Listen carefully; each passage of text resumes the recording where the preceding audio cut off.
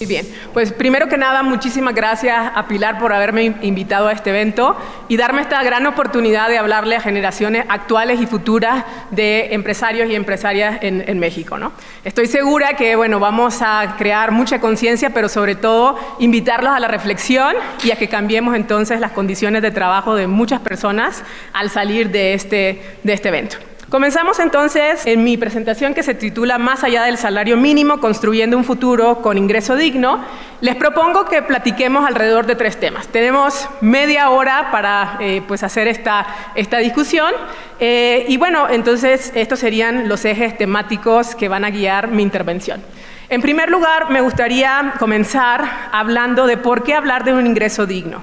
En segundo lugar, explorar un poco la situación, el contexto que vivimos actualmente en torno al salario mínimo y posteriormente darles algunas pistas, resultados preliminares de un estudio que estamos realizando desde el Centro de Empresas Conscientes para caminar hacia un ingreso digno. Pero bueno, en realidad, en mi experiencia como profesora, creo que hacer de estas intervenciones un monólogo de pronto no resulta tan bien. A pesar de que no van a poder ver las respuestas, yo sí las puedo ver en mi computadora y voy a ir entonces tratando de introducir un poco de lo que ustedes puedan compartir. Así que los invito a que escaneen ese código QR. Van a hacer 3 preguntas en diferentes momentos de la presentación. Así que con eso podemos participar un poco de esta presentación. Si no pueden escanear el código QR, pueden ingresar a menti.com con el código que aparece en las 2 pantallas que están aquí abajo de la tarima. Pues muy bien, comenzamos con el primer punto y para hablar de por qué queremos estar pues tocando este tema, a pesar de que el discurso a nivel internacional en las noticias vemos constantemente otros términos como tarifas, como el comercio y toda la modificación, la transformación de la geopolítica a nivel mundial, pues creo que el primer punto y quizás el eje central de la importancia de este tema para nosotros y quizás la clave del por qué estamos reunidos el día de hoy tiene que ver con el riesgo de desigualdad. Y déjenme hacer una breve pausa para voltear a ver lo que ustedes están diciendo en el Menti. ¿Por qué les interesa? La pregunta fue ¿por qué les interesa el tema de ingreso digno? Es decir, ¿por qué están aquí el día de hoy? Y muchos hablan, bueno, de los beneficios de mejorar la calidad de vida de las personas, simplemente porque es algo importante. Hay un convencimiento probablemente de entrada de algunos de ustedes, porque es importante para el país, porque la situación actual no es tan buena y porque es algo importante también como líder de las organizaciones. Entonces, esas son algunas de las impresiones. Espero que también tal vez podamos compartir el resto de resultados más allá a través de sus profesores, ¿no? Regreso entonces a esta lámina que tienen en pantalla, que nos habla entonces de la relevancia del ingreso digno o de ese tránsito al ingreso digno, precisamente por las condiciones de desigualdad que no solamente vivimos en México, no son exclusivas de nuestro país, sino que son también un riesgo global que ha identificado el Foro Económico como uno de los que están en la lista del top 10, es decir, entre los 10 principales riesgos por impacto, por severidad, encontramos a la desigualdad. Y también la relevancia de este riesgo radica en el hecho de que es el riesgo que más conexiones tiene con otros riesgos globales. Es decir, que posiblemente, por ejemplo, hay otros riesgos que producen desigualdad, por ejemplo, el riesgo de la inflación que ha estado descarrilada pues, en los últimos años, el riesgo también de un decrecimiento de la economía. Y por otra parte tenemos también consecuencias de la desigualdad u otros riesgos que pueden ser producto, pueden ser efecto de la desigualdad que prevalece, ¿no? En ese sentido, por ejemplo, podemos pensar en la polarización de la sociedad. No me dejarán mentir, bueno, cada vez vemos también que las sociedades, en México no es tampoco el único lugar en lo que estamos viendo ese fenómeno, pues tenemos a la población dividida quizás en 2 extremos y hay pocas personas que se quedan en el medio, ¿no? Entonces, ese riesgo de que se siga agudizando esta división en nuestra sociedad, pues también es algo que nos debería despertar el interés por el tema, ¿no? Y finalmente, bueno, también la pobreza, si hablamos de desigualdad y hablamos de que la pobreza pues la viven muchas personas en nuestro país y que este es un ciclo del que pocos pueden salir, pues también entonces esto nos invita a reflexionar sobre este tema el día de hoy. ¿Y a qué me refiero con que la pobreza es un ciclo del que pocos pueden salir? a que muchas veces heredamos el acceso a oportunidades de nuestros padres. Por ejemplo, si ustedes que son estudiantes de las licenciaturas del Tecnológico Monterrey, posiblemente están aquí el día de hoy porque sus padres también pudieron tener acceso a educación, al nivel de educación superior, ¿no? Entonces, no solo la educación, pero también los ingresos de pronto se van heredando de generación en generación, así que la desigualdad puede ir prevaleciendo y manteniéndose a través de las generaciones. Creo que también es importante pues, tener algunos datos y me gusta presentárselo a manera de gráfico porque ahí podemos ver quizás de mejor manera y evidenciar cómo estamos en México el día de hoy, ¿no? Varios de ustedes mencionaban por las condiciones actuales del país, tenemos entonces que voltear a ver el tema de ingreso digno, ¿no?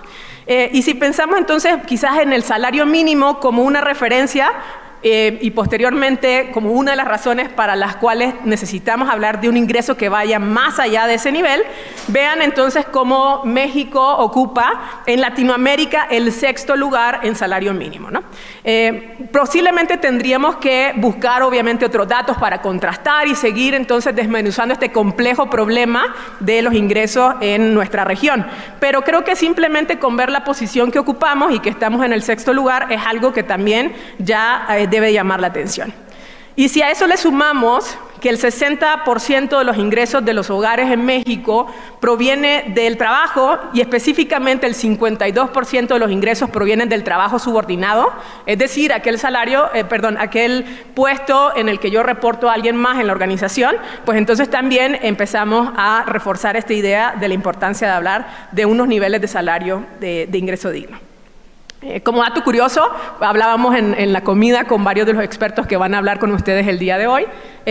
También el caso, por ejemplo, de China, aproximadamente el salario por ahí anda en $370 al mes.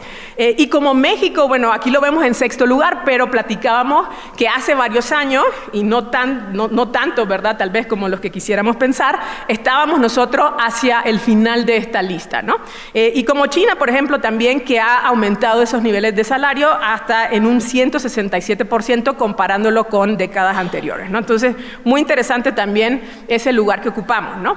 Y si volteamos a ver, bueno, contrastar esos niveles de salario con la riqueza que se genera en el país, bueno, es claro aquí en este gráfico que México pues tiene un gran potencial tal vez de redistribuir esa riqueza que se está generando, pues estamos en el 2º lugar en términos del Producto Interno Bruto, esto a datos del año pasado.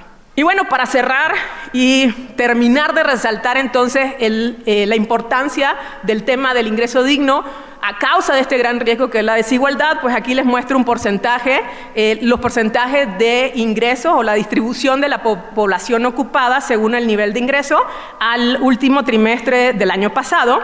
Y pueden darse cuenta entonces, si sumamos las primeras 3 columnas, que aproximadamente un 76% de la población gana de 3 salarios para abajo, ¿no? No da el 100 porque excluí de aquí, aquellas personas que no son remuneradas o personas que trabajan de manera independiente en actividades de subsistencia. Entonces, por esa razón no suma el 100%, pero pues ese extracto de las personas que sí tienen un salario por trabajo, pues es también muy revelador. Entonces, como conclusión, después de hablar un poco de este primer tema, de la relevancia del tema del ingreso digno el día de hoy, tenemos que entonces la desigualdad como una realidad en nuestro país es de las cosas que tendría también que invitarnos a hablar del tema y hacer cosas también para revertirlo. El siguiente tema, entonces, después de que queda claro por qué hablamos y por qué tenemos que hablar del ingreso digno, es entender entonces cómo estamos en términos del salario mínimo, que es nuestra referencia, ¿no? Para empezar, bueno, el salario mínimo sabemos que es una remuneración mínima que una persona puede recibir por ley por una jornada de trabajo, ¿no? Pero creo que lo más importante y donde tal vez quisiera centrarme un poco es en el propósito, el espíritu de esta remuneración mínima que se establece en la ley, ¿no? De acuerdo con la Constitución, el propósito del salario mínimo es permitir que las personas puedan satisfacer sus necesidades, ¿no? Aquí habla de necesidades normales y entonces les empiezo quizás a preguntar ¿qué incluiríamos dentro de esas necesidades normales? O sea, ¿qué sería una necesidad normal o alguna que se queda afuera, ¿no? Pero lo más importante y que quisiera destacar de este punto tiene que ver con que el propósito habla de que se puedan satisfacer necesidades en diferentes ámbitos, no solo el material. Y habla, si se fijan en lo que está resaltado en verde, de los temas sociales y culturales. Algo muy importante porque entonces podríamos inferir que el propósito del salario mínimo tiene que ver con un desarrollo integral de las personas, ¿no? Además, estamos hablando de que pueda satisfacer el jefe de familia, pero también pueda proveer para sus dependientes. Específicamente habla en este párrafo, en estas líneas, de la educación para los hijos, ¿no? Entonces, no estamos hablando de que una persona sea capaz de satisfacer solamente sus propias necesidades, sino que pueda satisfacer las necesidades de otras personas en su familia, ¿no? Algo interesante también, cómo se calcula, bueno, si tuviéramos un poco más de tiempo, tal vez sería relevante también indagar de ese gráfico del que hablaba de América Latina. En otros países el cálculo se hace de otra forma, incluso se divide el salario mínimo por tipo de ocupación, por el tipo de labor que se realiza, ¿no? Pero aquí en México lo que tenemos es una comisión donde hay representantes tanto del gobierno como del sector privado y de los trabajadores. Y esa comisión es la encargada de hacer los diferentes análisis del impacto potencial de los incrementos en el salario y todo lo necesario entonces para establecer el nuevo nivel que se va a definir para el siguiente año, ¿no? Y la fórmula, bueno, aquí está muy simplificada, pero para ser sincera, en realidad hay algunos de estos elementos que no se explican a cabalidad en la documentación que produce en esta comisión. Para calcular el salario mínimo del 2025, por ejemplo, tomaron como base el salario mínimo del año pasado y a eso le agregaron una cosa que se llama el monto independiente de recuperación y el factor de ajuste, que este último está de cierta manera ligado a la inflación, ¿no? Pero entonces podemos empezar a notar ciertas posibles limitaciones metodológicas porque pues estamos hablando de que estamos partiendo de los niveles de años anteriores y que también mayor parte de los incrementos vienen entrelazados con la inflación. Y entonces para este año, ese cálculo, la negociación arrojó que para la zona general de salarios mínimos, que es prácticamente, bueno, todo el país salvo la frontera norte, quedó en 278.8 pesos mexicanos diarios, ¿no? El caso de la frontera norte, el salario mínimo diario es un poco más elevado, ¿no? Y como nota, bueno, también en la comida platicamos, reflexionábamos cuánto ha avanzado México, ¿no? Y eso me llevó a revisar el dato y aproximadamente hace unos 10 años, este salario diario estaba en entre 70 y 66 pesos al día. Entonces, definitivamente hemos hecho mucho avance, pero obviamente quizás todavía no estamos donde quisiéramos estar. ¿Y por qué digo esto? Bueno, porque si volteamos a ver también las canastas básicas y las líneas de pobreza, cómo están definidas en México, a cuánto asciende lo que tú necesitarías para poder adquirir los productos mínimos que te proveen las calorías mínimas de una ingesta, pues digamos, normal para sobrevivir en el país. Esto asciende en zonas urbanas a 2.379 pesos. Estos son precios o costos por persona por mes.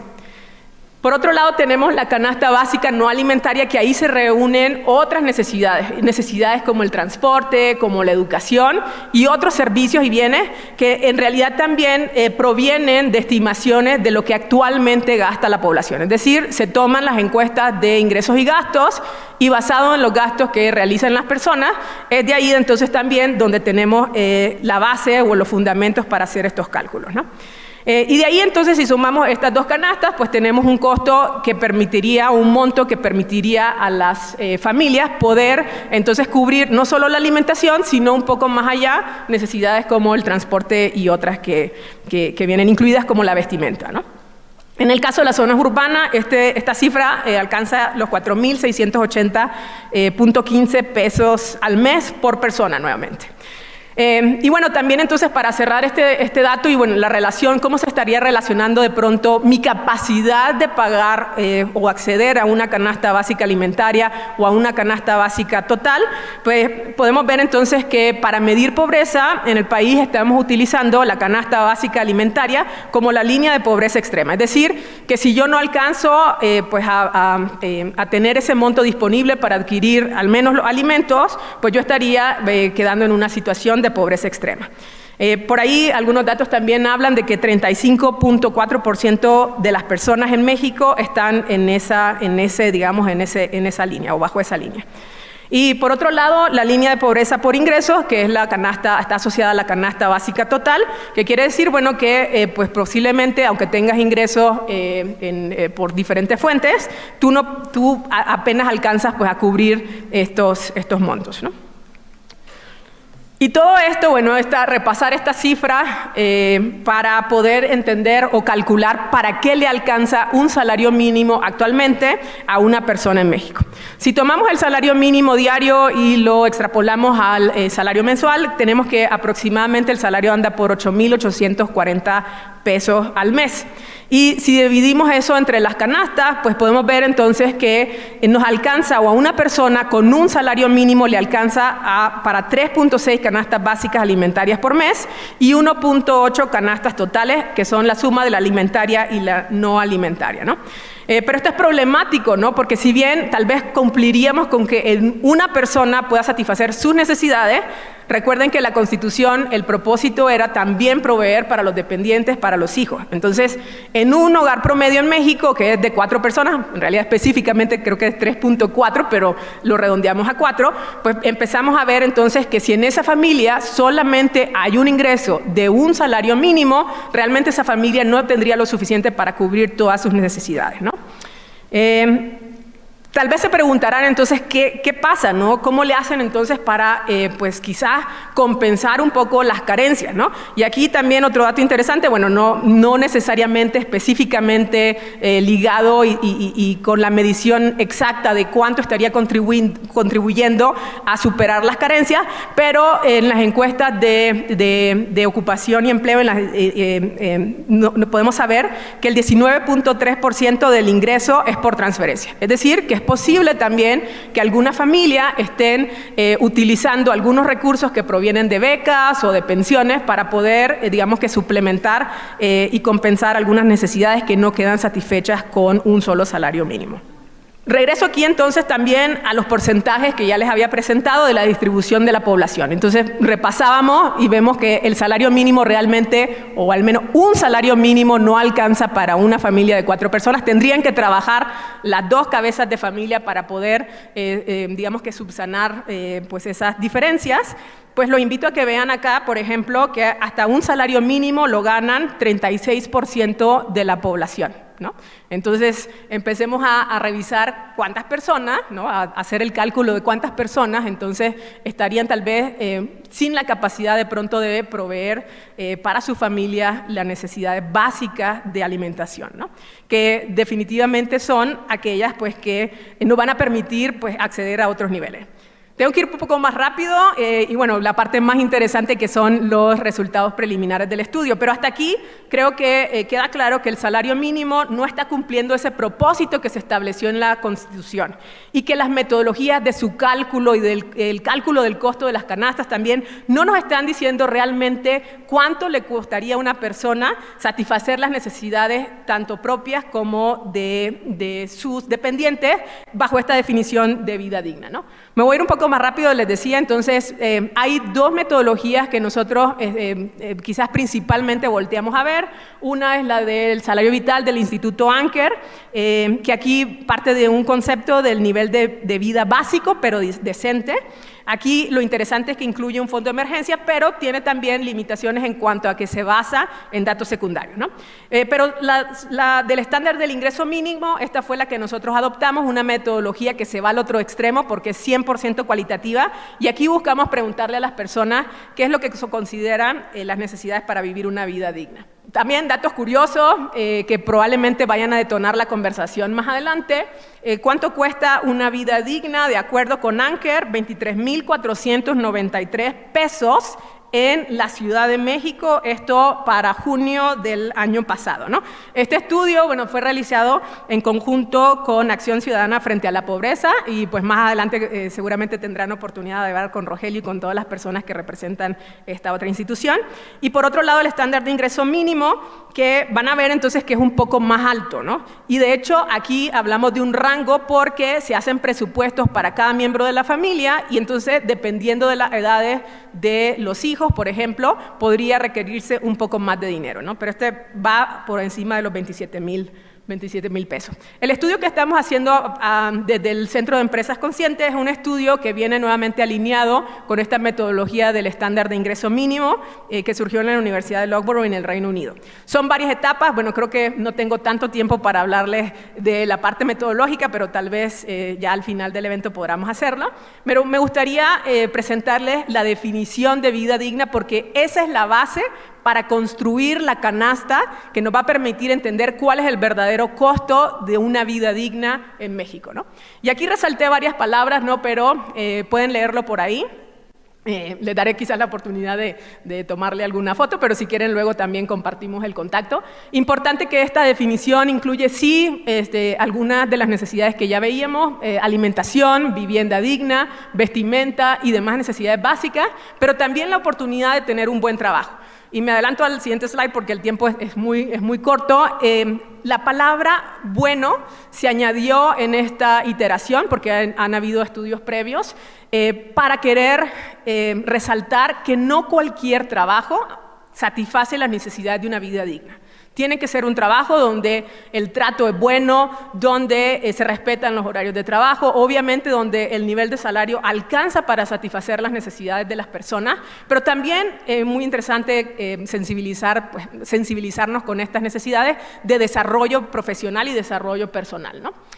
Otro tema también muy interesante aquí y es que hablan del acceso a servicios de salud y educación de calidad. La palabra calidad es importantísima para las personas que participaron en el estudio porque lo que dicen es podría satisfacerse esta necesidad para vivir una vida digna con la infraestructura de servicios y los servicios públicos siempre y cuando fueran de un nivel de calidad adecuado.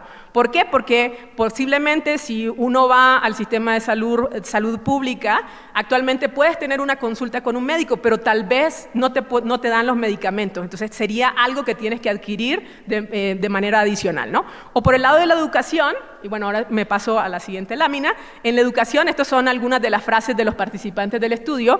En el tema de educación, por ejemplo, casos donde de pronto no hay suficientes maestros o donde no hay suficiente cupo. Entonces, también muy relevante que la calidad de los servicios públicos mejore para que las personas puedan realmente llegar a alcanzar un nivel de vida digno, ¿no?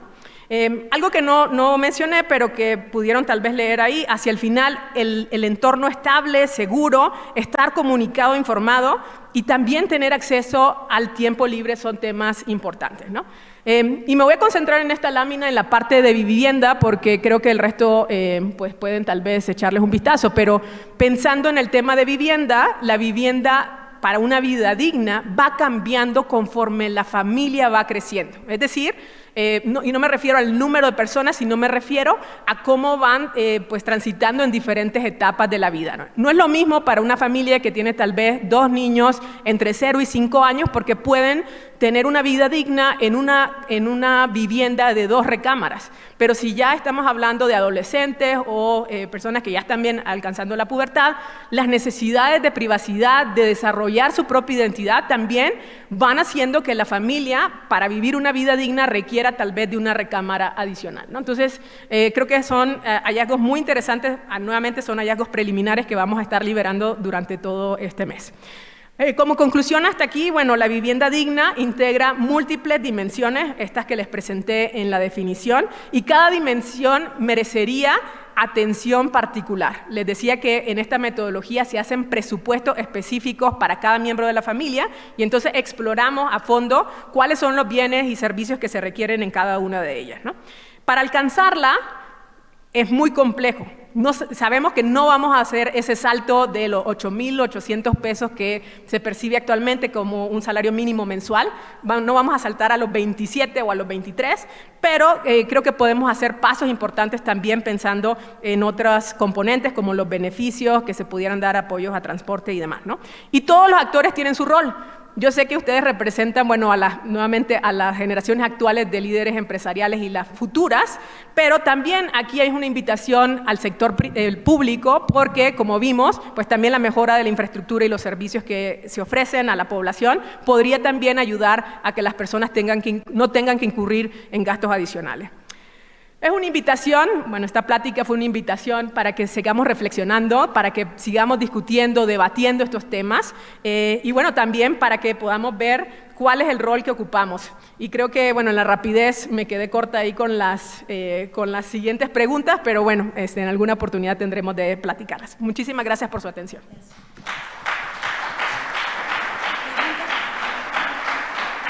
¿Sí?